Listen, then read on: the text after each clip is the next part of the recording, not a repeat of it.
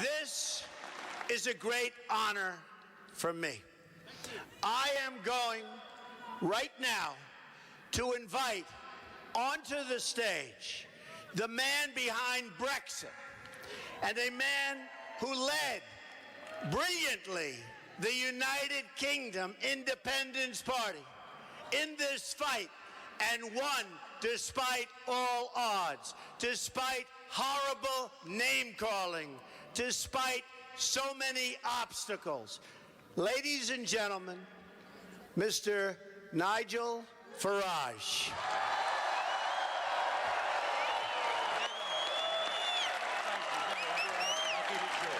Lovely. Thank you very much. Well, thank you, and good evening, Mississippi.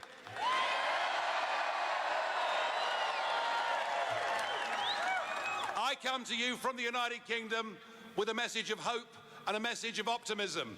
It's a message that says, if the little people, if the real people, if the ordinary decent people are prepared to stand up and fight for what they believe in, we can overcome the big banks. We can overcome the multinationals.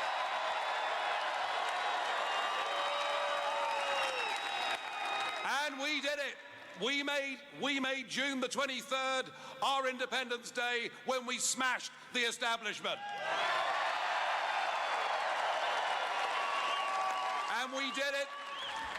Everybody said we'd lose.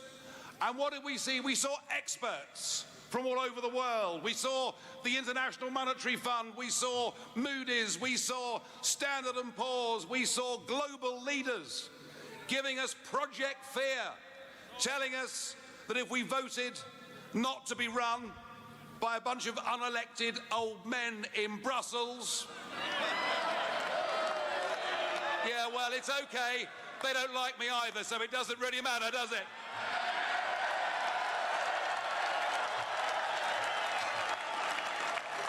But they told us our economy would fall off a cliff.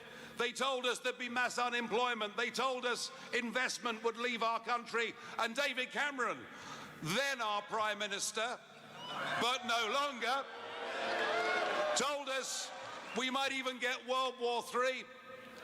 And we saw the commentariat and we saw the polling industry doing everything they could to demoralize our campaign.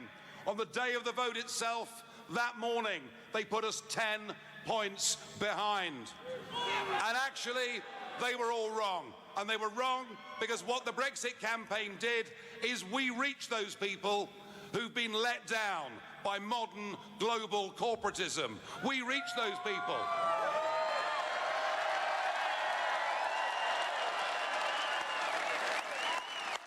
We reach those people who have never voted in their lives, but believe by going out and voting for Brexit, they could take back control of their country, take back control of their borders, and get back their pride and self-respect.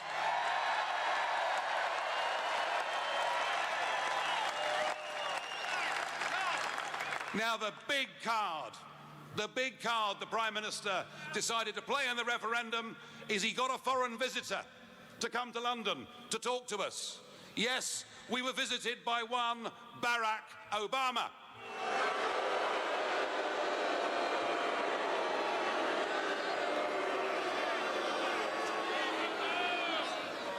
And he talked down to us.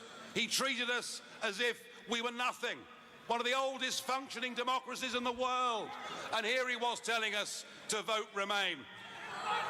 So I, having criticised and condemned his behaviour, I could not possibly tell you how you should vote in this election. But,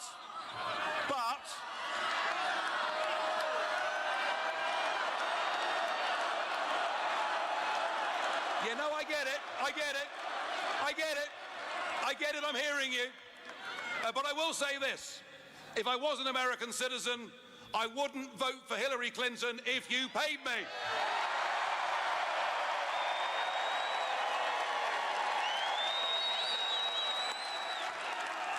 In fact, I wouldn't vote for Hillary Clinton if she paid me.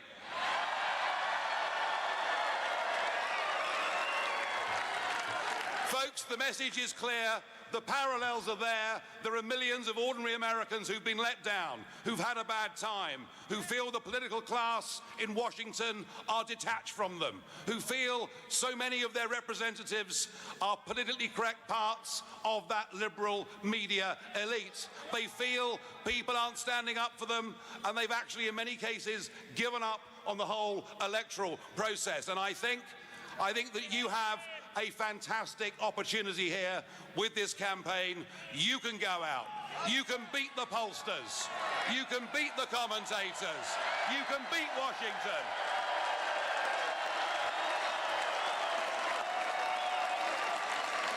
And you'll do it by doing what we did for Brexit in Britain.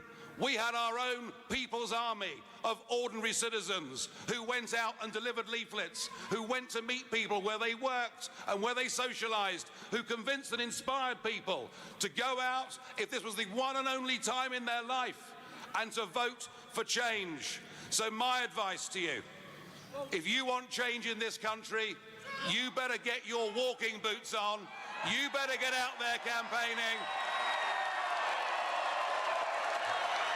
And remember, anything is possible if enough decent people are prepared to stand up against the establishment. Thank you very much indeed.